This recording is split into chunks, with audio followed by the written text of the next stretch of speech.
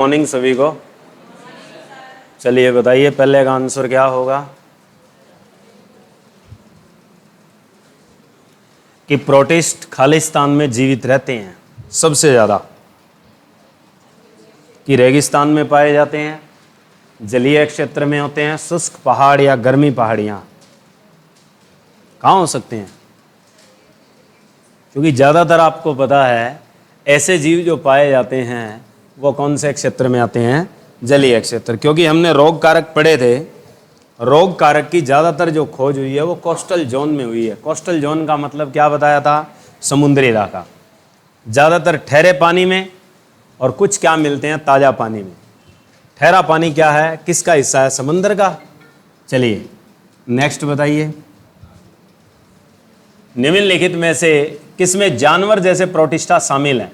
मैंने आपको तीनों बताए थे, पौधे जैसे, परजीवियों जैसे, जानवर जैसे, शैवाल जैसे, ये टैग लिखवाए थे। और पौधे जैसे तो पौधा हो गया, ठीक है, जंतु हो गया, तो कौन से आते हैं, जानवर जैसे।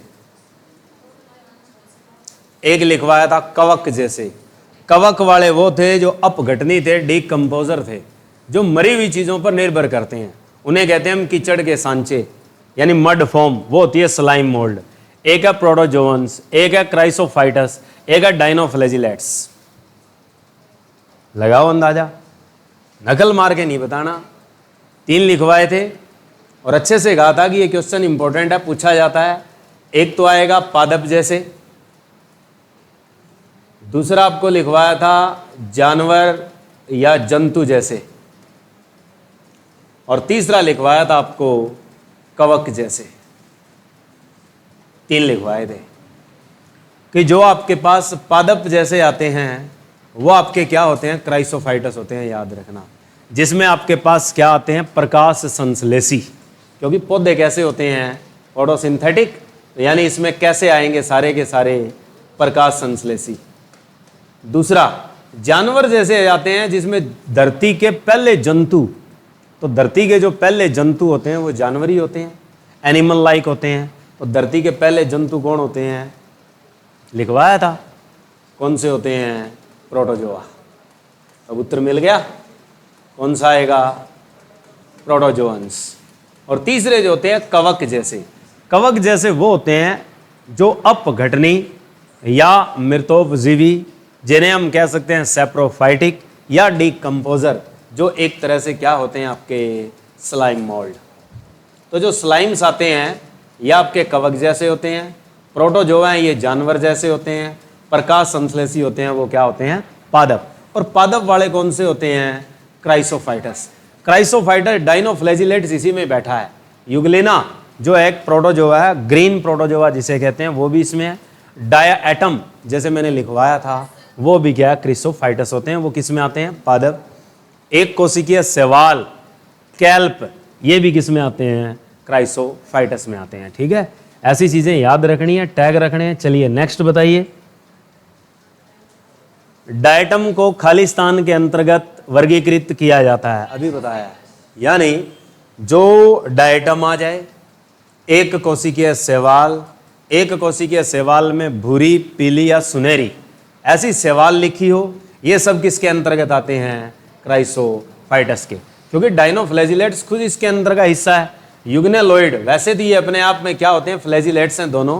क्योंकि इसमें भी क्या है, एक तरह की पूंछ होती है, इसमें भी क्या होती है, पूंछ होती है कैसे, दोनों के दोनों प्रकाश संश्लेषी। कब, जब सूर्य का प्रकाश हो, और सूर्य का प्रकाश ना हो तो कैसा बिहेव करते हैं ये दोनों, विषमपोषी। विषमपोषी का मतलब है कि दूसरे जानवरों पर निर्भर करते हैं।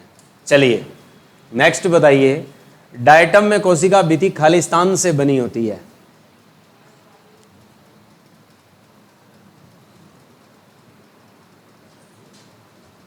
बताओ शाबाश, क्या आना चाहिए, टैग लिखवा रखे हैं। हाँ, तुम्हें कहा था कि ये जंतु ज़्यादातर क्या है, मिट्टी से संशोधित होते हैं, मिट्टी में छिपे होते हैं, या सिलिका के चोल में बंद होते हैं। तो इसलिए इनकी कोशिका भित्ति किससे बनी होती है, सिलिका से बनी होती है। चलिए नेक्स्ट बताइए, पढ़ के बताना डायटोमेसियस पृथ्वी का उपयोग कीट नियंत्रण के रूप में किया जा सकता है, क्योंकि डायटोमेसियस कीट नियंत्रण करते हैं। कीट नियंत्रण करने में एक तो प्रोटिस्टा जगत काम आता है, दूसरी शैवाल काम आती है। आपसे पूछा जाएगा कि कौन सी शैवाल है जो मच्छरों का नियंत्रण करती है, मच्छर उन्मूलन का काम करती है, यानी मॉस्किटो यूट्रिफिकेशन करती है, तो उसमें आती है नाइट्रेला और कारा, दो आती है शैवाल। उसी तरीके से उनको इसमें ही रखा जाता है, तभी ये वर्ड आया है डायटोमेसियस। डायटोमेसियस क्या चीज़ थी? शैवाल के हिस्से हैं, यानी शैवाल जैसे पौधे हैं। यानी वो किस में उपयोग किए जाएंगे? इनमें से किसके कारण?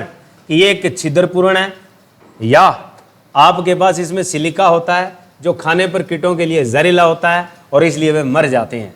यह एक क्यूटिकल नामक कीटों की लंबी बारी मोमी परत से लिपिड छीन लेता है और उन्हें शुष्क बना देता है, जिसके परिणाम स्वरूप उनकी मृत्यु हो जाती है। या कम मात्रा में देने पर यह एनेस्थीसिया के रूप में कार्य करता है, लेकिन अधिक मात्रा में देने पर कीट मर जाता है। तो आपका क्या अंदाजा हो सकता है कि जब भी एक कीट दूसरे पे असर करता है, कभी याद रखना मेन चीज़ होती है उसका लिपिड निकालना, उसका द्रव निकालना, जिससे उसकी क्या हो जाती है? मृत्यु हो जाती है, उसे शुष्क बना देती है।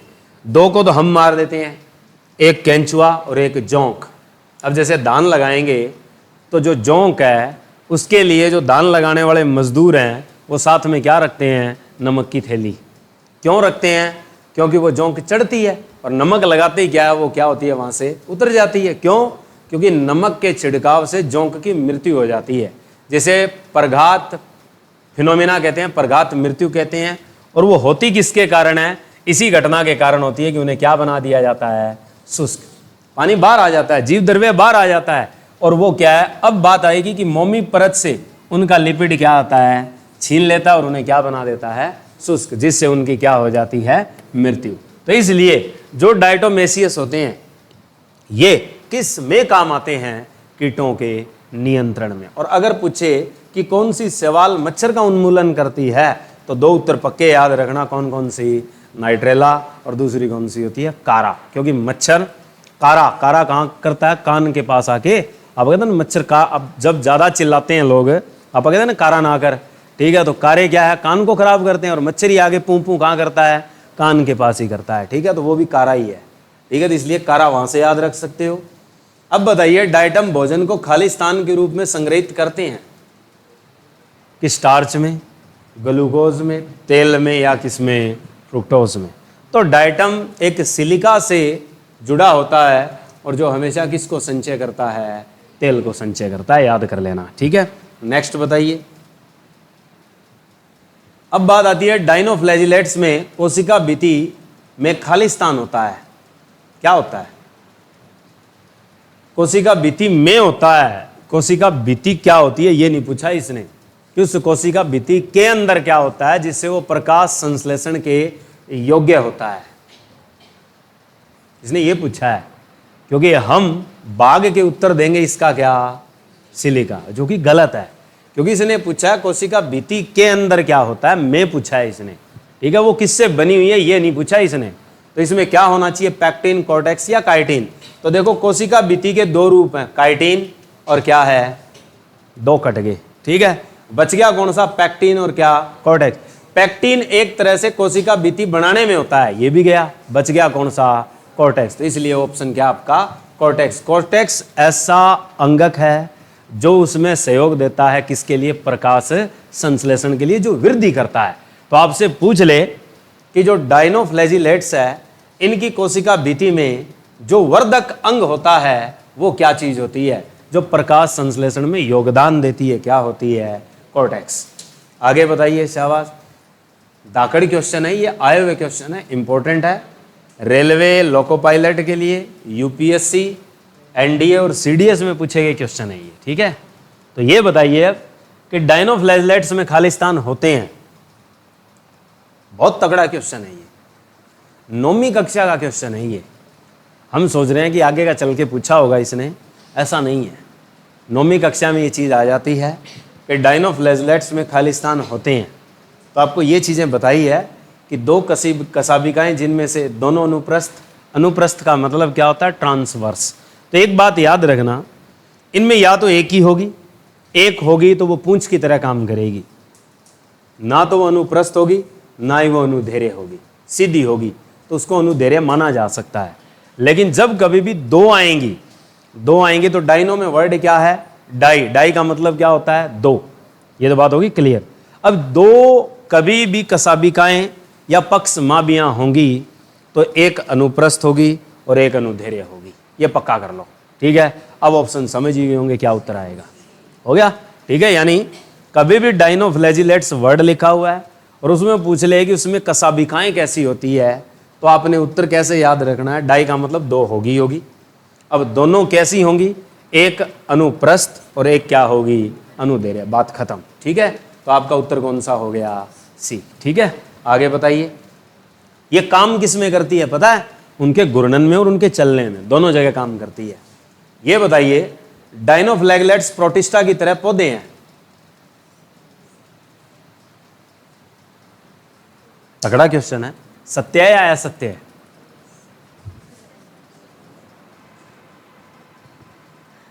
सत्य है। इसका जवाब अगर सत्य है तो क्यों है, असत्य है तो क्यों है, यह देना औखा हो जाता है। ठीक है, क्योंकि इसीलिए इन चीजों पे फोकस करना बहुत जरूरी है कि डाइनो फ्लैजिलेट्स प्रोटिस्टा की तरह पौधे हैं। कट गया। पौधों की तरह काम नहीं करते, ये जानवर की तरह काम करते हैं। और जानवर की तरह जो प्रोटिस्टा होते हैं उनको हम क्या कहते हैं? प्रोटोजोअन्स। क्या कहते हैं? प्रोटोजोअन्स। तो ये पौधे की तरह नहीं है, ये किसकी तरह काम करेंगे?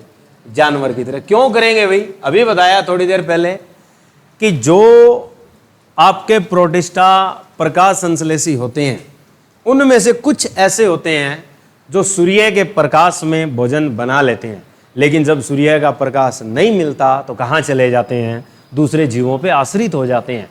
तो इसलिए वो पौधे नहीं हो सकते, वो क्या हो सकते हैं? जानवर। तो इसलिए ये बात कैसी आपकी? असत्य है। ठीक है, चलिए नेक्स्ट बताइए। लाल जवार क्या है? बताया था, रेड टाइड जिसे कहते हैं। ठीक है, तो क्या आना चाहिए कि लाल शैवाल की कोशिका बीती के संचय को लाल जवार कहा जाता है? बिल्कुल नहीं कहा जाता। ठीक है, दूसरा है, पानी में लाल रक्त कोशिकाओं का संचय? बिल्कुल नहीं है।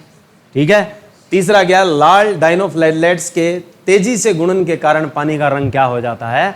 लाल हो जाता है, यानी बहुत तेजी से बढ़ते हैं ये, और जिनके कारण क्या हो जाती है? रेड टाइड पैदा होती है ओशियन में। और उनको कहा क्या जाता है? जो लाल डाइनो फ्लैजिलेट्स हैं इन्हें हम कहते हैं गोनिओलेक्स। क्या कहते हैं? गोनिओलेक्स। अब आगे आएगा, बताइए लाल जवार के लिए निम्नलिखित में से कौन जिम्मेदार है? अब लाल जवार, कई बंदे सोचते हैं कि लाल जवार का मतलब लाल बुखार है। ठीक है, ये लाल जवार क्या है? रेड टाइड है, जो कहाँ पैदा होती है? समंदर में पैदा होती है। और किसके कारण होती है? गोनिओलेक्स के कारण। ठीक है, गोल्डन शैवाल वर्ड याद मत रखना। ठीक है, चलिए नेक्स्ट बताइए कि निम्नलिखित में से कौन सा पलवक से संबंधित है? पलवक क्या चीज होती है पता ही आप लोगों को? लिखवाया है मैंने। उत्प्लावक, पलवक, फाइटोप्लैंक्टन्स। क्या आना चाहिए कि डाइनो फ्लैजिलेट्स होते हैं, क्राइसोफाइटस होते हैं, यूग्नेलॉइड्स होते हैं या प्रोटोजोअन्स होते हैं? तो आप कैसे याद रखोगे? ये दोनों के दोनों हिस्से प्रोटोजोअन्स के अधीन आ जाते हैं, प्रकाश संश्लेषी होते हैं। यूग्नेलॉइड्स और क्या है? Dyno flagellates. बच गया कौन सा? क्राइसोफाइटस। क्राइसोफाइटस जो होते हैं इनको हम क्या कहते हैं? पलवक। पलवक क्यों कहते हैं? क्योंकि इन्हीं में बैठे होते हैं आपके पास कौन से? डायटम। डायटम है। दूसरे बुरे शैवाल। जो शैवाल के दायरे में आने वाली चीज है वो हमेशा कैसे होते हैं? पलवक होते हैं। ठीक है, ये याद रखना है। आगे नेक्स्ट बताइए। प्रोटिस्ट एक कोशिकीय यूकैरियोट्स हैं, ये बात सही है या गलत है? क्योंकि हम तो यहीं फंस जाएंगे कि जो आपके प्रोटिस्ट हैं वो एक कोशिकीय यूकैरियोट्स हैं। और मैंने आपको यही कहा था कि जब कोशिका के मामले में ये क्वेश्चन पूछा जाता है तो बहुत जरूरी हो जाता है कि उनकी कोशिका कैसी है, और कितनी है। तो तुम्हें ये लिखवाया था कि ज्यादातर होते हैं एक कोशिकीय पर, कुछ इनमें से क्या होते हैं बहुकोशिकीय। दोनों बातें लिखी थी, तो इसका मतलब ये बात क्या हो चुकी है, गलत हो चुकी है। इसने तो सीधा लिख दिया कि प्रोटिस्ट एक कोशिकीय क्या होते हैं, यूकैरियोट्स। अगर ये शब्द लगा देता कि प्रोटिस्ट ज्यादातर क्या होते हैं एक कोशिकीय, तो बात ठीक थी। लेकिन अब ज्यादातर शब्द नहीं है, तो ये बात आपकी क्या है, असत्य है। ठीक है, कि सारे के सारे जो प्रोटिस्टा हैं वो एक कोशिकीय यूकैरियोट नहीं है। ज्यादातर हो सकते हैं, अधिकांश हो सकते हैं, लेकिन कुछ जो होते हैं वो कैसे होते हैं, बहुकोशिकीय यूकैरियोट होते हैं। जिनमें से उदाहरण क्या लिखवा रखा है, कैल्प। कैल्प किसके लिए प्रोटेक्शन का काम करती है, उदबिलाव। किससे बचाती है, ऑर्चिन। और ऑर्चिन किस में आता है, इकाइनोडर्मेटा। डेस्मिड्स खालिस्तान से संबंधित है। डेस्मिड्स किस में आते हैं, यही हैं जो आपके क्या होते हैं, क्राइसोफाइटस। डायटम, बुरे सेवाल, सुनहरे सेवाल, बुरे सेवाल या पीली सेवाल लिख दो, ये सारी की सारी किस में आती है, क्राइसोफाइटस। उन्हीं का कहा जाता है डेस्मिड्स। ठीक है, ये क्वेश्चन बड़ा टफ है, नीट जैसे एग्जामों में पूछा जाता है, अपने ऐसे करने की आवश्यकता नहीं है। चलिए ये बताइए, जो आपका 8वीं कक्षा से शुरू होता है कि अमीबा में जो भोजन लिया जाता है उस प्रक्रिया को क्या कहते हैं और उसके अंग कैसे होते हैं। कि अमीबा अपना भोजन एक प्रक्रिया के माध्यम से प्राप्त करता है जिसे कहा जाता है। अब इसने क्वेश्चन बड़ा अजीब पूछा है, इसको दो तरह से पूछा जाता है। यहाँ पूछी गई है प्रक्रिया, और अगर पूछ लेता वो अंगक क्या है, ऑर्गेनेल्स क्या है, तब जवाब कुछ अलग होता है। क्या आना चाहिए,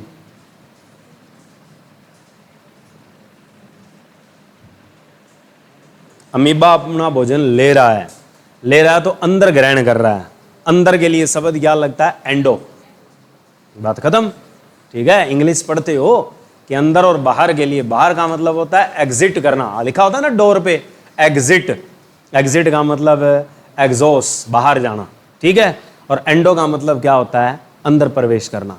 तो आपके पास अब समझ गए होंगे कौन सा आना चाहिए आपके पास, एंडोसाइटोसिस।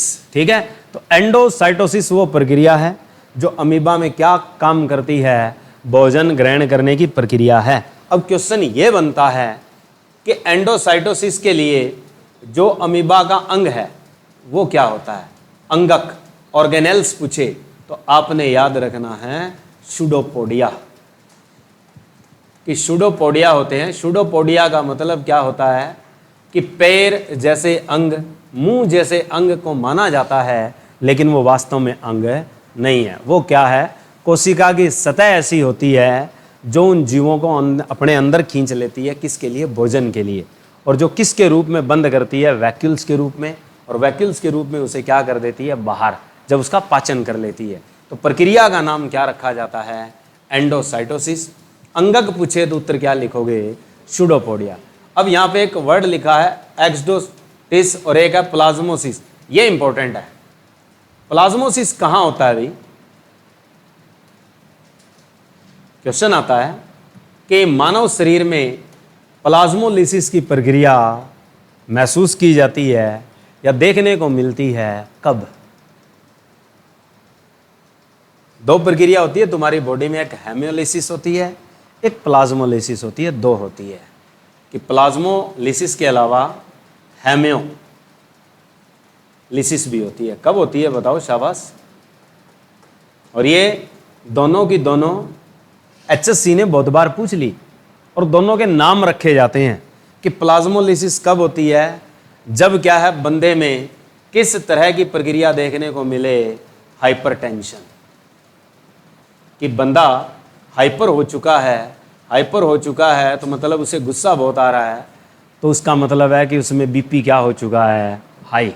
तो ब्लड प्रेशर जब क्या हो जाता है आपका हाई, कि BP आपका H फॉर्म में है, तब उस प्रक्रिया को नाम दिया जाता है हाइपरटेंशन। उसको कहा क्या जाता है, प्लाज्मोलिसिस। और इसी तरीके से एक वर्ड दिया है हमने क्या, हेमियोलिसिस।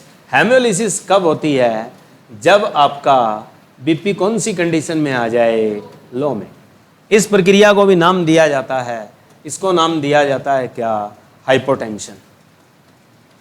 हाइपोटेंशन और हाइपरटेंशन दोनों इंपॉर्टेंट है, दोनों की दोनों पूछी जाती है। या क्वेश्चन ऐसा आ जाए कि किसी कोशिका को हम ऐसे विलयन में रखें जिससे उसका जीव द्रव्य बाहर आ जाए, तो वो प्रक्रिया बताइए क्या है। तो बाहर आने वाली भी प्रक्रिया क्या कहलाती है? प्लाज्मोलिसिस, ठीक है, एक्सोस्मोसिस कहा जाता है। और एक बात ये पूछ ली जाए कि जब कोशिका को ऐसे द्रव में रखा जाए कि कोशिका फूल जाए, तो आपने पढ़ा होगा कि जब पौधों की पत्तियों के रंध्र खुलते हैं, स्टोमेटाज ओपन होते हैं, तो कौन सी कोशिकाओं की वजह से होते हैं? क्वेश्चन आता है, 9वीं कक्षा में दिया है, 10वीं में दिया है कि which cells be help in opening of stomatas of plant leaves. तो क्या जवाब दोगे सरदार जी? 10 नहीं बनती गल, एग्जाम च है नहीं बनती गल। और बताओ भी कोई कि पौधों की पत्तियों में रंध्र खुलते हैं कौन सी कोशिकाओं की सहायता से? ये क्वेश्चन बहुत फेमस है, उन्हें कहा जाता है सुरक्षा कोशिकाएं, गार्ड सेल। और क्वेश्चन ही आता है कि सुरक्षा कोशिकाओं के हेल्प से जब रंध्र खुलते हैं तो उनमें प्रोसेस कौन सी होती है? तब आपने जवाब देना कौन सी प्रक्रिया है? हेमोलिसिस। हम उसे हेमोलिसिस कह नहीं सकते, हम पौधे के लिए शब्द अलग लगाते हैं। ये रक्त कोशिकाओं के लिए शब्द लगाते हैं हम हेमोलिसिस, कि हमारी रक्त कोशिकाएं पानी भरने से फूल जाती है तो हेमोलिसिस बोला जाता है। पौधों के लिए इसको स्पेशल वर्ड दिया जाता है टर्गर, टर्गिडिटी। टर्गिडिटी को हिंदी में कहते हैं सफीती, ठीक है। तो जब कोशिकाएं फूलती है, हमारी कोशिकाएं फूले जिससे बीपी लो हो जाए, तब हम वर्ड लगाते हैं हाइपोटेंशन, कहा क्या जाता है? हेमोलिसिस। और पादप के लिए क्या कहोगे इसे? अभी बताया है, पादप के लिए हम इसे शब्द देते हैं कौन सा? सफीती। और सफीती को इंग्लिश में क्या कहते हैं? टर्गिडिटी, ठीक है। और जो एक्सोडाइटोसिस होता है, इसका मतलब आपके पास क्या है? जोर लगा के किसी चीज को क्या बाहर करना, कि जब कोशिकाओं में अपशिष्ट पदार्थ होते हैं और उसको कहाँ बाहर तक छोड़ के आने की जो प्रक्रिया है, ऊर्जा लेकर, एक्सो वर्ड लिखा है ना, एक्सडो, एक्सडो का मतलब क्या? का करना, बाहर करना, ठीक है। तो ये प्रक्रियाएं होती है, हमने एक ही शब्द याद रख लेना, काफी है उतना। आगे चलो, ये बताओ डाइटोमाइट के बारे में निम्नलिखित में से कौन सा कथन गलत है? इंपॉर्टेंट है, दाकड़ क्वेश्चन है, यूपीएससी में आया हुआ है। क्योंकि ऐसे क्वेश्चन बस से बाहर हो जाते हैं, क्योंकि जब चीज ही समझ में नहीं आती तो खेल खत्म हो जाता है। अब देखो शब्द क्या लिखा है? डाइटोमाइट। अब डाइटोमाइट सोचते हैं तो कोई जीव होगा? नहीं, एक पदार्थ है, पाउडर है, जो पाउडर क्या आपके पास निष्क्रिय होता है रसायनों के प्रति। अब समझ गए कि जब पाउडर है निष्क्रिय होता है रसायनों के प्रति, तो अब गलत ढूंढना आसान हो गया। क्या हो सकता है भाई? गलत पूछा उसने, डाइटोमाइट है, ये रसायनों के प्रति निष्क्रिय होता है, ये बात तो ठीक है। अगले ने क्या पूछा है? गलत। तो ऑप्शन आएगा डी। क्यों? क्योंकि ये पाउडर है, तो लाइकेन का तो सौदा ही कट गया। लाइकेन क्या होती है? जीव है। और हम किसके बारे में पढ़ रहे हैं? निर्जीव के बारे में। तो डाइटोमाइट उष्मा का क्या होता है? कुचालक है। ये बात बिल्कुल सही है, ठीक है। अग्नि इंट और डायनामाइट के निर्माण में उपयोग किया जाता है, यस किया जाता है। अब डायनामाइट में उपयोग किया जाता है डाइटोमाइट को, तो इसका मतलब क्या हुआ? पदार्थ है, ये तो पाउडर है, विस्फोटक बनाने के काम आ रहा है। और तीसरी चीज क्या है? किसके साथ निष्क्रिय होता है? रसायनों के साथ। तो तीनों बातें सही है। पाउडर है तो लाइकेन कहाँ रह गया? लाइकेन तो पता कट गया। लाइकेन क्या होती है? संजीव वस्तु है, जो इसके मिलान में सही नहीं है, ठीक है। आगे चलिए, ये बताइए पैरामीशियम की संकुचनशील रसदानियां इसके अनुरूप होती है, यानी कॉन्ट्रैक्ट वैक्यूल्स। एक क्वेश्चन आता है, याद रखना, जो आपका अमीबा शब्द आए और पैरामीशियम आए, दोनों में, कि अमीबा और पैरामीशियम में जो भोज्य पदार्थ को अंदर लेकर पचाने और उसके उत्सर्जन में कार्य करने वाली रसदानियों को क्या कहा जाता है? यानी vacuoles which endosmosis and excretion in amoeba as well as paramecium, कि दोनों में अंदर लेने और बाहर छोड़ने का काम करेगी। वो कौन सी रसदानियां करेगी? उन्हें क्या कहते हैं? संकुचनशील, यानी कॉन्ट्रैक्ट वैक्यूल्स होती है। कॉन्ट्रैक्ट वैक्यूल्स जो होती है वो आपकी इनमें से क्या है? अब क्या कहा है कि जो अंदर लेने में और क्या करने में, बाहर छोड़ने में काम करेगी। तो स्तनधारियों की पसीने की ग्रंथियां, पैरामीशियम कहाँ, स्तनधारी कहाँ, तो खेल तो एक तो गया, तो स्तनधारी वाला पत्ता क्या हो गया, कट गया। पैरामीशियम और हाइड्रा एक श्रेणी के जीव नहीं है, तो ये भी पत्ता क्या हो गया, कट गया। पैरामीशियम और केंचुआ भी एक श्रेणी के सदस्य नहीं है, तो ये भी पत्ता क्या हो गया, कट गया। बचा एक ही, तो उत्सर्जन करना है, उन्हें क्या कहेंगे हम, मूत्रवाहिनियां कहेंगे हम, ठीक है। यानी जो एक्सक्रीटरी होती है तो वो आपके पास क्या होगी, एक तरह से हम जिन्हें किडनी कह सकते हैं, नेफ्रॉन कह सकते हैं, नेफ्रिडिया कह सकते हैं, जो आपके दो काम करती है। तो मूत्र नलिकाएं जो होती है, ये यूरिन जो ट्यूबल्स होती है, ये क्या क्या काम करती है। अगर आपसे पूछे कि हमारे शरीर में जो नेफ्रॉन्स हैं वो आपका क्या काम कर रही है, सिंपल सा क्वेश्चन है, हमारी बॉडी का क्वेश्चन है, हमारे शरीर का क्वेश्चन है। नेफ्रॉन इकाई मानी जाती है किसकी, nephron be the basic unit of human body system, कि कौन सा ऐसा सिस्टम है हमारे शरीर का जिसकी यूनिट मानी जाती है, इकाई मानी जाती है, किडनी की। कि किडनी की जो इकाई होती है उसे क्या कहा जाता है, नेफ्रॉन ही तो कहा जाता है, ठीक है। और ये जो इकाइयां हैं ये क्या काम करती है, ये पूछा जाता है। ये दो काम कर रही है, एक तो एक्सक्रीशन, यूरिन को बाहर निकालने का काम कर रही है, और क्या काम कर रही है, अच्छे से बताओ शाबाश। एक तो पता ही है हमें कि किडनी जो है वो एक उत्सर्जन अंग का काम करती है, और कौन सा उत्सर्जन करती है, वो खास तौर पर यूरिन, यानी मूत्र को बाहर निकालने का काम कर रही है। तो एक काम तो उसने कर दिया, किसके चलते, यूरिन का। यूरिन को क्या कर रही है, वो एक्सक्रीट कर रही है, एक्सक्रीशन कर रही है। दूसरा काम क्या कर रही है, बॉडी के अंदर पानी के लेवल को बना के रखती है, जिसे हम कौन सा नियंत्रण बोलते हैं, एक तरह से ऑस्मो रेगुलेशन कहते हैं, परासरण संतुलन कहते हैं। तो मानव शरीर का परासरण संतुलन बनाए रखने वाली इकाई कौन सी होती है आपकी, नेफ्रॉनित होती है। तो इसीलिए कहा जाता है कि जो ये मूत्रवाहिनियां नलिकाएं होती है, ये पैरामीशियम में किसका काम कर रही है, सकुचनशील रसदानियों के अनुरूप होती है, तो उत्सर्जन का काम कर रही है। और दूसरा किसका काम कर रही है, ऑस्मो रेगुलेशन। तो ऑस्मो रेगुलेशन क्या चीज होती है, याद रखना, जल संतुलन को बनाए रखना। कि मानव शरीर हो या पशुओं का शरीर हो, पौधों का शरीर हो, उसमें क्या बनाए रखना, जल संतुलन को बनाए रखना। किस विधि से बना के रखती है ये भी आपको पता होना चाहिए। परासरण, परासरण को हम कौन सा फिनोमिना कहते हैं, ऑस्मोसिस।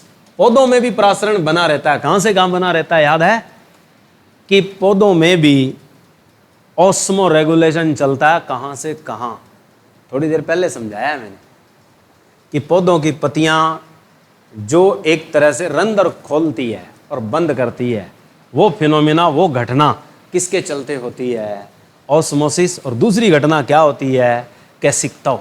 कोशिकतव या कैसिकतव जो शब्द लगता है उसे क्या बोलते हैं, कैपिलरी एक्शन, ठीक है। ये हमारे पास क्या कहलाती है, पौधों के अंदर पानी के उतार चढ़ाव की गतिविधि है। चलो ये बताओ, डायनोफ्लैगेलेट के बारे में निम्नलिखित में कौन सा या कौन सा कथन सही है, क्या आना चाहिए, कि समुद्री और प्रकाश संश्लेषक है, दो कसाबिकाएं होती है, समुद्र तल में लाल ज्वार का कारण बनता है, यह प्रोटिस्टा साम्राज्य से संबंधित नहीं है। बताओ बताओ क्या आना चाहिए, कि डायनोफ्लैजिलेट्स पहले दिन ही बताया है कैसे होते हैं, पानी में रहने वाले हैं, प्रकाश संश्लेषी है। दूसरे नंबर पर डाई शब्द है, तो क्या बताया था थोड़ी देर पहले, इनके पास दो कसाबिकाएं होती है, टू फ्लैजिला होती है, ये भी सही है, और एक अनुप्रस्थ और एक अनुधेर्य होती है। तीसरा तुम्हें अभी बताया था कि लाल ज्वार गोनियोलेक्स डायनोफ्लैजिलेट्स से होता है, इसका मतलब ये बात भी क्या है, सही है। अब ये लिखता है कि ये प्रोस्टिटा साम्राज्य से संबंधित नहीं है, ये बात आपकी क्या है, गलत है। तो ऑप्शन कौन सा हो गया आपके पास, हो गया। आगे बताइए कि महासागरों में प्रमुख उत्पादक कौन से हैं, प्रमुख उत्पादक पूछा है।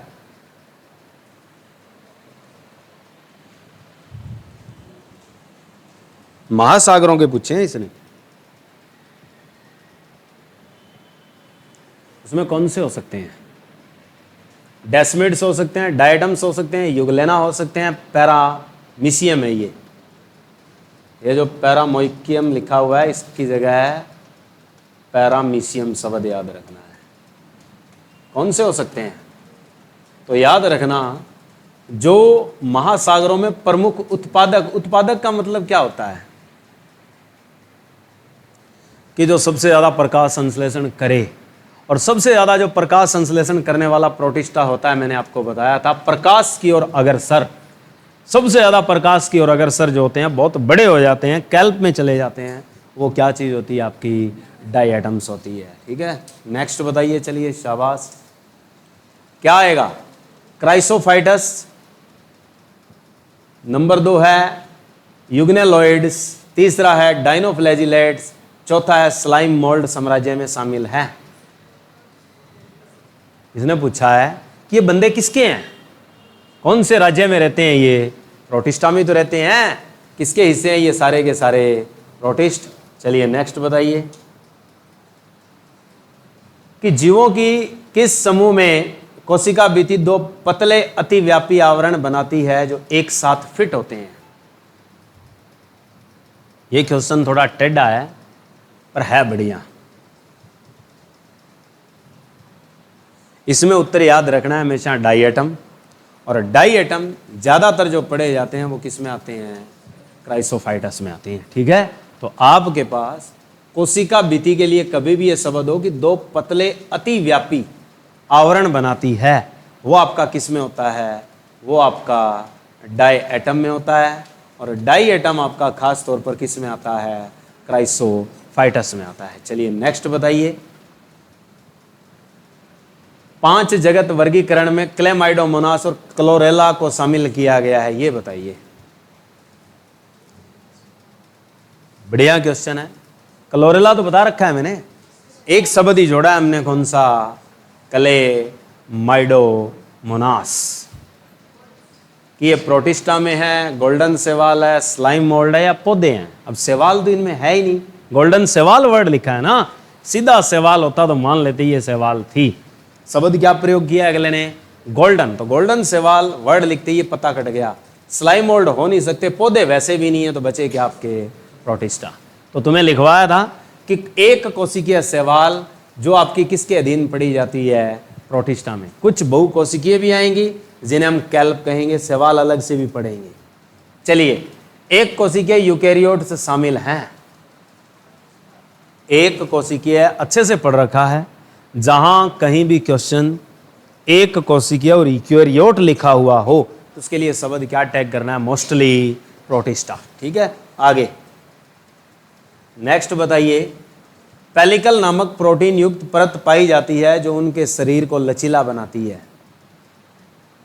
क्या आना चाहिए? कि पेलिकल नामक प्रोटीन युक्त परत पाई जाती है जो उनके शरीर को लचीला बनाती है। यूग्नेलॉइड्स को, स्लाइम मोल्ड्स को, प्रोटोजोन्स को, या डाइनोफ्लैजिलेट्स को?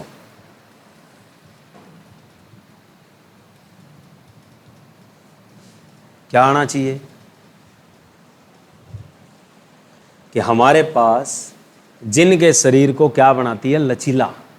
लचीला है तो एक कॉम्पैक्ट रूम में बंद रहेगी। पेलिकल का मतलब होता है, जैसे आपने गुणसूत्रों के बारे में कभी पढ़ा होगा, तो गुणसूत्र क्या है कि एनवेलोप में बंद होते हैं, उसे पेलिकल बोलते हैं। तो वैसे ही पेलिकल के रूप में, पैक के रूप में ये बंद होते हैं जो उन्हें लचीला बनाती है। तो वो आपके पास कौन सी चीज होती है? प्रोटोजोन्स। क्योंकि डाइनोफ्लैजिलेट्स इसका हिस्सा है, यूग्नेलॉइड इसका हिस्सा है, प्लाज्मोडियम इसका हिस्सा है, पैरामीशियम इसका हिस्सा है, तो सारे किस में आते हैं? प्रोटोजोन्स, जो एक तरह से क्या माने जाते हैं? जानवर या जंतु प्रोटिस्टा जिन्हें कहते हैं, और एक तरह से मोस्टली कैसे होते हैं? ये रोग कारक, ये भी हमने पढ़ा है। चलिए नेक्स्ट बताइए। ये हो गया, इसका क्या आना चाहिए? पढ़ के बताओ। अब काफी देर होगी बताते हुए कि थोड़ा बहुत तो तुम्हें भी अंदाजा हो कि क्या हो सकता है। ज्यादा सोच विचार वाली कहानी नहीं है, पहली लाइन पढ़ते उत्तर आ जाता है। और ये उत्तर नहीं आता तो इसका मतलब हम बावड़ी बूच हैं और धूड़ में लट मार रहे थे इतनी देर से, जो हमने अब तक नहीं पढ़ा। पहली लाइन पढ़ते ही उत्तर आ जाता है। क्या दिया है? एक समूह में 2 कसाबिकाएं होती है, बस ठीक है, कि 2 कसाबिकाएं हैं, लंबी व सूर्य प्रकाश में प्रकाश संश्लेषक वंचित होते ही जीवों पे अटैक कर देते हैं और हेटेरोटॉप। यानी हमने तो ऊपर लाइन पढ़नी है, बाद का खेल तो गया। उत्तर क्या आएगा? डायनोफ्लैजिलेट्स। हो गया, ठीक है। आगे बताइए, सेप्रोफाइटिक प्रोटिस्टा कौन से हैं? आते ही बताया था, 3 तरह के बताए हैं। जंतु वाले कवक जो होते हैं उन्हें सेप्रोफाइटिक कहा जाता है या डिकम्पोजर कहा जाता है। हिंदी में वो होते हैं अपघटनी या मृतोपजीवी, ठीक है। तो सेप्रोफाइटिक वही तो पूछा है। तो सेप्रोफाइटिक कौन से होते हैं? जो गली सड़ी चीजों में पड़े रहते हैं। और गला सड़ा क्या होता है? कीचड़। कीचड़ को हम क्या कहते हैं? कीचड़ के सांचे। कीचड़ के सांचे किसके लिए लगता है शब्द? Slime mould. तो अगर हो सकता है स्लाइम मोल्ड ना हो तो शब्द क्या होगा? कीचड़ के सांचे, यानी फॉर्म ऑफ मड कहा जाता है। चलिए नेक्स्ट बता दीजिए, प्रोटिस्टा का कौन सा समूह प्लाज्मोडियम नामक एक्त्रीकरण बनाता है जो बढ़ सकता है और कई फीट तक फैल सकता है? यही है, हाँ ठीक है। क्या आएंगे? स्लाइम मोल्ड्स, ठीक है। चलिए नेक्स्ट बताइए, कीचड़ के सांचों में असली दीवारें किसमें होती है? ये क्वेश्चन थोड़ा टेढ़ा है। इसने क्वेश्चन क्या पूछा है कि कीचड़ के सांचों में असली दीवारें किसमें पाई जाती है? यानी सेल वॉल जो स्लाइम मोल्ड्स में मिलती है वो कौन से में मिलती है? इसका मतलब ये कोशिका भित्ति कौन से स्लाइम मोल्ड्स में पाई जाती है? इसका कहने का मतलब ये है कि वो प्लाज्मोडियम वालों में पाई जाती है, ब्रांचड वालों में पाई जाती है, या फलने वाले यानी ग्रोथ बॉडीज में पाई जाती है, या आपके स्पोर्स में पाई जाती है। तो यहां आके हम फंस जाएंगे, क्योंकि आपके स्लाइम मोल्ड एक तरह के नहीं होते, वो भी इन 4 कैटेगरी में बांटे गए हैं। तो जहां कहीं भी कोशिका भित्ति सेल वॉल दीवार वाली बात आ जाए तो उत्तर हमेशा किसका टैग करके आना है? बीजाणु का करके आना है। स्पोर्स वर्ड लिखा होता है वो टैग करना है, ठीक है। चलिए नेक्स्ट बताइए, प्रोटिस्टा का कौन सा समूह हेटेरोट्रोफ है और शिकारी या परजीवी के रूप में रहता है? अभी बताया है। क्या हो सकता है? कि कीचड़ के सांचे हो सकते हैं, क्राइसोफाइटस हो सकते हैं, डायनोफ्लैजिलेट्स हो सकते हैं, या प्रोटोजोअन्स। अभी मैं लिख के आया हूं कि जो परजीवी कारक होते हैं वो हम किस में पढ़ते हैं? पहले दिन से ही बताया है, ज्यादातर क्या होते हैं? प्रोटोजोआ। तो उत्तर क्या आएगा? प्रोटोजोअन्स। तो अभी लिख के आया हूं, थोड़ी देर पहले मैंने टैग करा था, लिखा मिलेगा वहां पे, हमें कट गया तो मैं कह नहीं सकता। ये रहा, ठीक है। अभी पढ़ा के गए हैं तो तभी मैं कह रहा हूं धूड़ में लठ मार रहे हैं हम बराबर, ठीक है। अभी तुम्हें बताया था कि प्रोटोजोअन्स जंतु का क्या होते हैं? प्रोटिस्टा होते हैं। और क्या होते हैं? ये रोग कारक होते हैं। और यही क्वेश्चन अब आगे आया है, और जिसमें हमारे असमंजस में ये है कि हमने उत्तर क्या लगाना है। तो यही पूछा है कि प्रोटिस्टा कौन सा समूह हेटेरोट्रोफ, शिकारी या परजीवी? ठीक है, तो हेटेरोट्रोफ तो वैसे ही है, वो विषमपोषी है कैसा? शिकारी या परजीवी। परजीवी का मतलब होता है रोग कारक। तो रोग कारक कौन से होते हैं? प्रोटोजोअन्स होते हैं, ठीक है। चलिए नेक्स्ट बताइए, यही हमारी स्टडी का पता चलता है कि एक कदम चलने के बाद भी अगर हमें याद नहीं रह रहा, इसका मतलब है कि अभी तक दिमाग की जो कोशिकाएं हैं वो सही से न्यूरॉन्स काम नहीं कर रहे हैं हमारे। किसे जानवर का आदिम रिश्तेदार माना जाता है? कि आदिम रिश्तेदार माना जाता है, शब्द देख लो पहला क्या है? जानवर। और अभी लिख पढ़ा के आए हैं कि जानवर जो प्रोटिस्टा होते हैं वो कौन से होते हैं? प्रोटोजोआइट होते हैं। तो उत्तर क्या आएगा आपका? प्रोटोजोअन्स, ठीक है। चलिए नेक्स्ट बताइए, देख लेते हैं। ये बताओ शाबाश कि कौन से प्रोटोजोआ चलते हैं और सुडोपोडिया नकली पैर बाहर निकालकर अपने शिकार को पकड़ते हैं? अभी बताया है शुरू में कि सुडोपोडिया शब्द लिखा था मैंने, और एंडोसाइटोसिस प्रक्रिया बताई थी उसकी, और जिससे वो भोजन ग्रहण करता है, ये भी सिखाया था। हाँ, तो अमीबॉइड्स, ठीक है। तो यानी अमीबा में क्या होते हैं आपके सूडोपोडिया होते हैं। बात खत्म। चलिए नेक्स्ट बताइए, नींद की बीमारी किसके कारण होती है? कि जब कभी भी हम ट्रिप पर जाते हैं, टूर पर जाते हैं, तो नींद बढ़ी आती है। तो उत्तर आ गया सीधा सा, ट्रिपेनोसोमा, ठीक है। चलिए नेक्स्ट बताइए, किस प्रोटोजोआ में एक गुहा ग्रास नली होती है? गुहा ग्रास नली को क्या कहा जाता है? इसे कहते हैं कैविटी ग्यूलेट्स। कि जो कैविटी ग्यूलेट है वो आपकी होती है जो कोशिका सतह के क्या है बाहर खुलती है। किस में होती है? कि वो आपकी फ्लैगेलेट्स में होती है, सिलिएटेड में होती है। सिलिएटेड का मतलब, इसका मतलब इसका रूप पूछा कैसा होता है, शक्ल में कैसी होती है? कि वो फ्लैगेलेट्स का मतलब है पूंछ के रूप में होती है। सिलिएटेड यानी ये होती है कसाबी, ये होती है पक्षमाभी। फिर तीसरा पूछा स्पोरोजोन्स यानी छिद्र के रूप में होती है। और चौथा पूछा अमीबॉइड्स यानी सूडोपोडिया के रूप में होती है। यानी अगर हिंदी में ऐसे शब्द आएंगे, इसका पूछा इसका मतलब शक्ल कैसी होती है उनकी। जैसे कोशिका है, कोशिका जैसे अमीबा होता है, अमीबा यूं टेढ़ा मेढ़ा सा देखते हो, तो इसका मतलब इसकी शक्ल क्या है, ठीक ठाक नहीं है। तो ये कैसी होती है? अमीबॉइड्स। शक्ल के कारण इसको अमीबॉइड्स कहा गया है, ठीक है। दूसरे नंबर पे स्पोरोजोन्स। स्पोरोजोन्स का मतलब है कि जैसे ये कोशिका है और इस पे क्या है, इस कोशिका भित्ति पे क्या होते हैं, छोटे छोटे छिद्र होते हैं, ये स्पोरोजोन्स है। फिर बात आती है कि ऐसी कोशिका जिसके केवल एक ही पूंछ हो या दो पूंछ हो, वो क्या होते हैं? फ्लैगलेटिड्स होते हैं। और एक कोशिका ऐसी होती है जिसके बाहर क्या होते हैं, यूं रोए से होते हैं, इन्हें हम क्या कहते हैं? सिलिएटेड। तो अब इसने यही क्वेश्चन किया है कि आपके पास जो गुहा ग्रास नली है, कैविटी ग्यूलेट्स पाई जाती है जो बाहर की ओर खुलती है, तो वो कैसी होती है? उत्तर क्या लगाओगे आप? सिलिएटेड। सिलिएटेड का मतलब हिंदी में क्या बनेगा? पक्षमाभियां, ठीक है। कैसी होती है?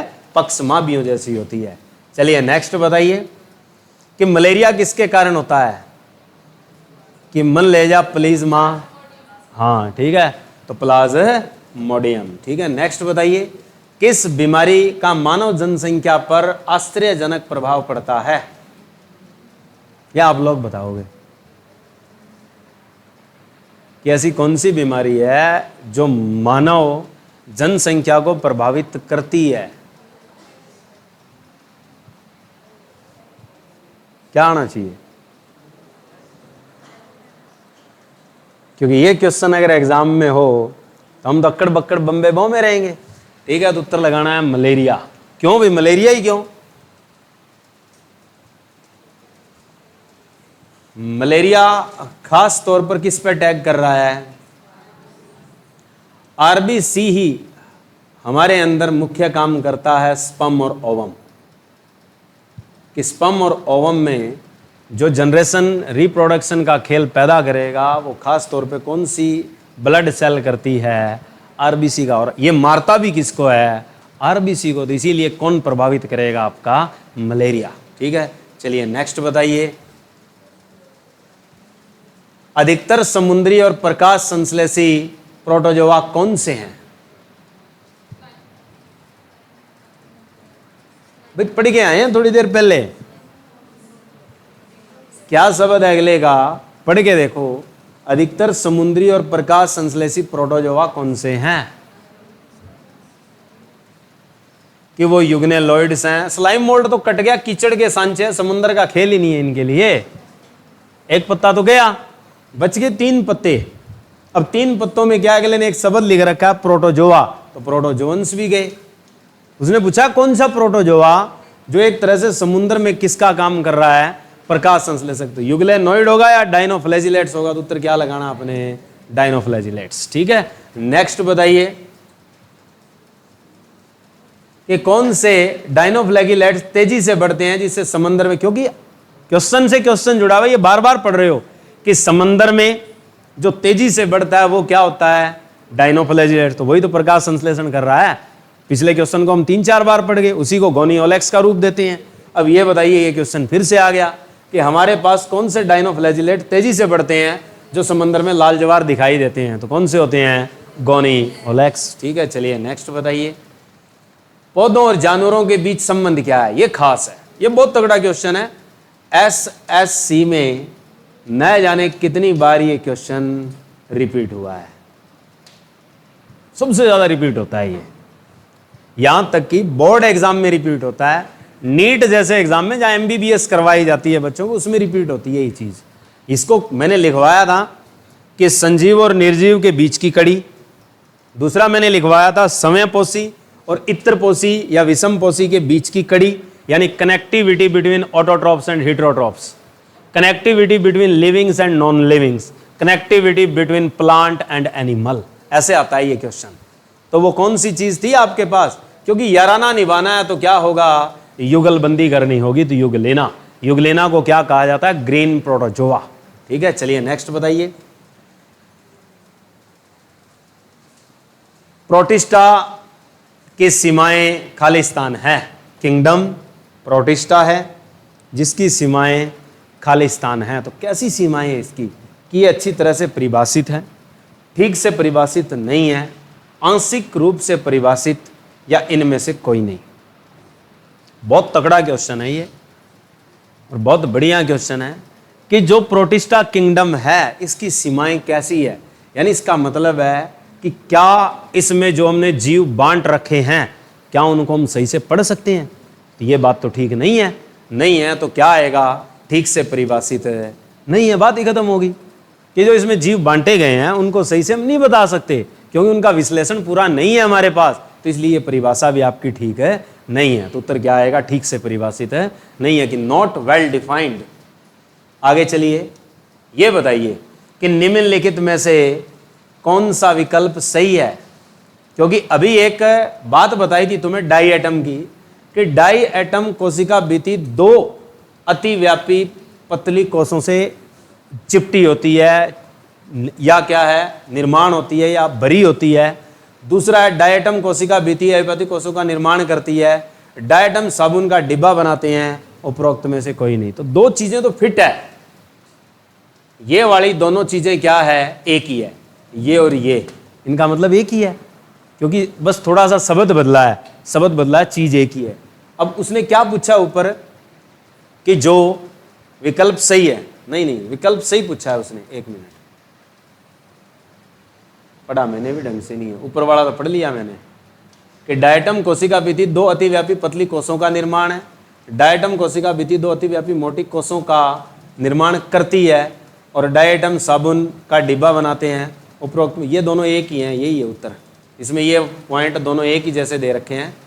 नीचे एक और आएगा कि कथन के रूप में था ये कि 1 2 सही है, 2 3 सही है, 3 4 सही है, ऐसे है। तो ऑप्शन कौन सा आपके पास? यही है, क्योंकि दोनों एक जैसे हैं। साबुन का डिब्बा थोड़ी बनाते हैं, ठीक है, ये साबुन का डिब्बा बना ही नहीं सकते। साबुन के डिब्बे का मतलब क्या है? बॉक्स ऑफ सोप, ये थोड़ी होगा। उत्तर क्या आएगा कि अतिव्यापी पतली कोषों का क्या करती है? ये निर्माण करती है। ठीक है, आगे चलिए। प्रोटिस्टा के जीव मुख्य रूप से खालिस्तान है, बस लास्ट बता दीजिए क्या आना चाहिए? बस हो गया।